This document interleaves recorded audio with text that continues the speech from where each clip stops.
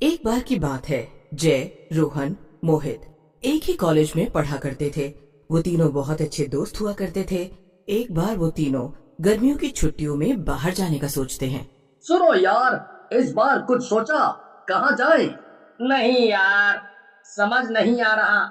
पिछली बार पूरी छुट्टियां घर में रहकर ही बर्बाद हो गई थी।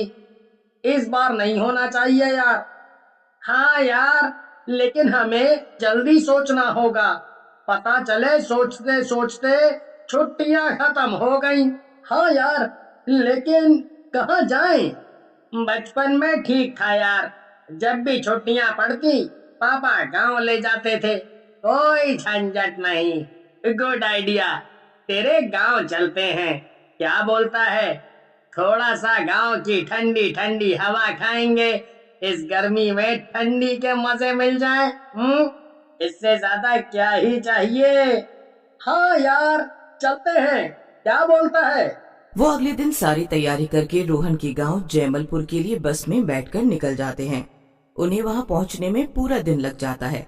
शाम को जब वो गांव पहुंचते हैं तो वहां काफी शाम हो चुकी थी और बस अड्डे से गांव तक जाने के लिए उन्हें कोई भी बैलगाड़ी नहीं मिल रही थी।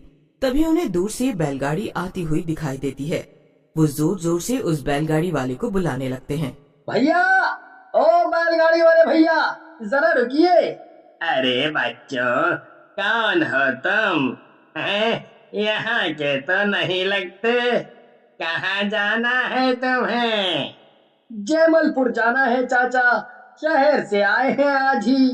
अच्छा अच्छा, चलो बैठो, तुम्हें जयमलपुर छोड़ देता हूँ। इसके बाद सब बैलगाड़ी में बैठ जाते हैं और जयमलपुर के लिए निकल जाते हैं।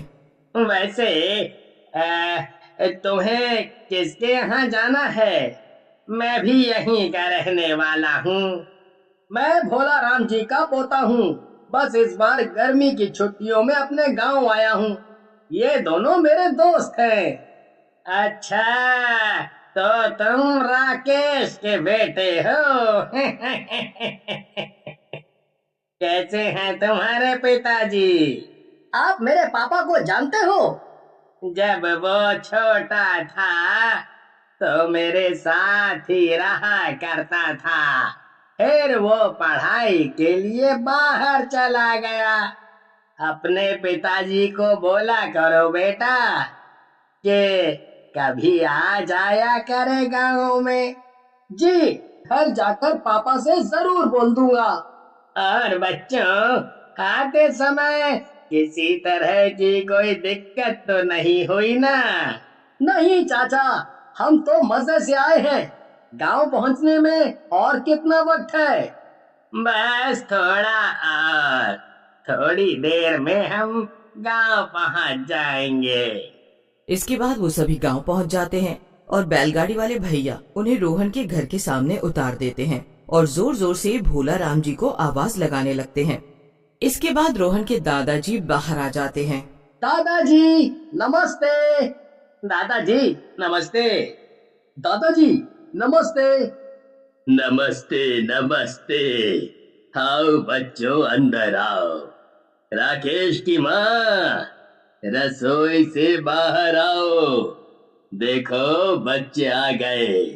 तुम्हारी दादी को जब से पता चला है कि तुम आने वाले हो, तब से तुम्हारी पसंद की चीजें बना रही है। इसके बाद वो सब खाना खाकर सो जाते हैं। अगले दिन सुबह जब वो गांव सैर के लिए जाते हैं तभी उन्हें रास्ते में एक मंदिर दिखता है। इसके बाद वो सब अंदर चले गए और मंदिर के अंदर घूमने लग गए। तभी वहाँ मंदिर के पंडित जी पहुँच जाते हैं। आओ बेटा, ये लो प्रसाद ले लो। पंडित जी, ये मंदिर कितने साल पुराना है?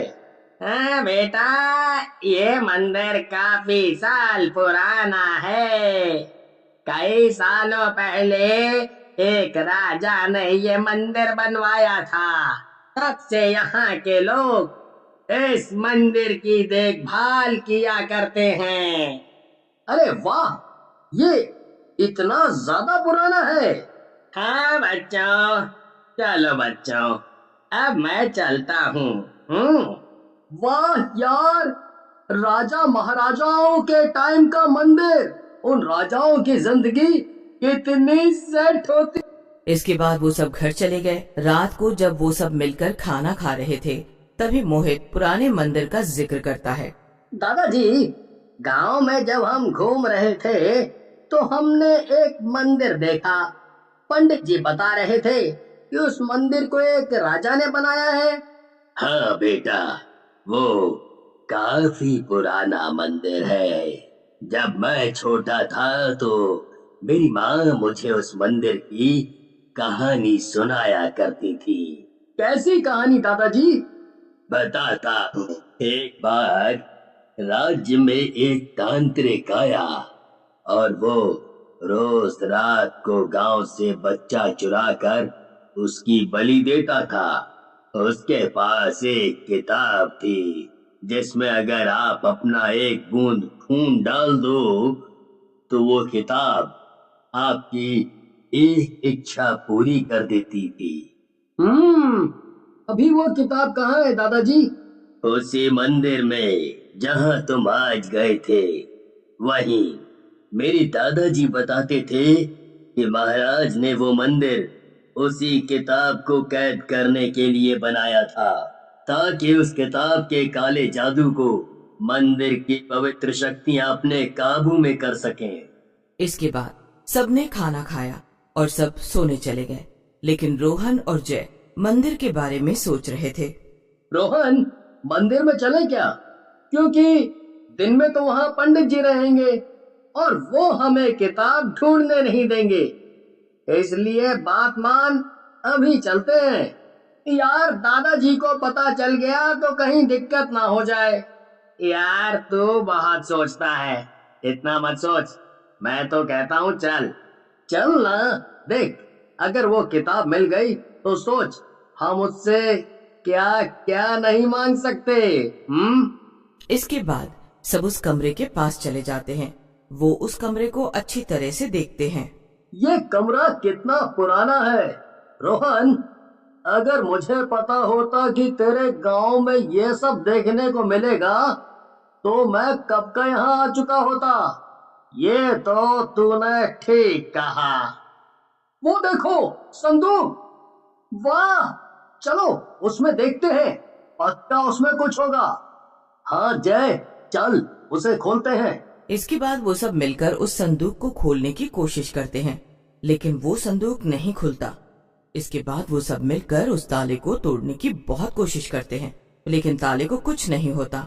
तभी अचानक जय के हाथ में चोट लग जाती है और उसका खून ताले पर लग जाता है और ताला अपने आप खुल जाता है। ये सब देखकर सभी हैरान हो जाते हैं। किताब निकालकर उसे पढ़ने लगते हैं।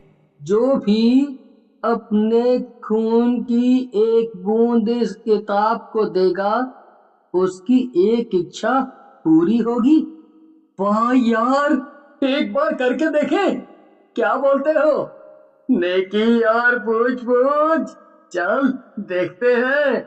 इसके बाद जय ने खून की एक बूंद निकालकर उस किताब के ऊपर डाल दिया, लेकिन वहाँ कुछ भी नहीं होता। इसके बाद वो सब बाहर आ गए। उनके बाहर आते ही वो किताब हवा में उड़ने लगी। तभी उससे चुड़ैल बाहर निकली। किसने मुझे जगाया? वो मूर्ख राज आखिरकार हार गया। चला था मुझे मारने, कहता था कि मुझे सदियों के लिए यहाँ कैद कर देगा। मैंने उसे कहा था ये तेरा ख्वाब है, और देखो तुम जैसे लालचियों ने मुझे सही साबित कर दिया। इसके बाद सब अपनी जान बचाकर भागने लगते हैं, लेकिन चुड़ैल जय को पकड़ लेती है और उसको खा जाती है। ये देखकर मोहित डर के मारे रोहन के साथ भाग जाता है, लेकिन तभी चुड़ैल एक बड़ा सा पत्थर मोहित के सर में मार देती है और मोहित को खा जाती है। इसके बाद जैसे ही वो रोहन के पास आती है, तभी पंडित जी आकर उस पर गंगा जल छिड़क देते हैं, जिससे वो कुछ देर के लिए गायब हो जाती है। क्यों क्यों किया ये सब? देखा देखा, तुम लोगों की इस हरकत का परिणाम क्या निकला? उन बच्चों को अपनी जान गंवानी पड़ी। इसके बाद रोहन उस किताब को पंडित जी को दे देता है। पंडित जी उसे उसी बक्से में डाल देते हैं और इसके बाद पंडित जी अपना हाथ काटकर अपना खून उस ताले पर डाल देते हैं, जिससे वो ताला बंद हो जाता है।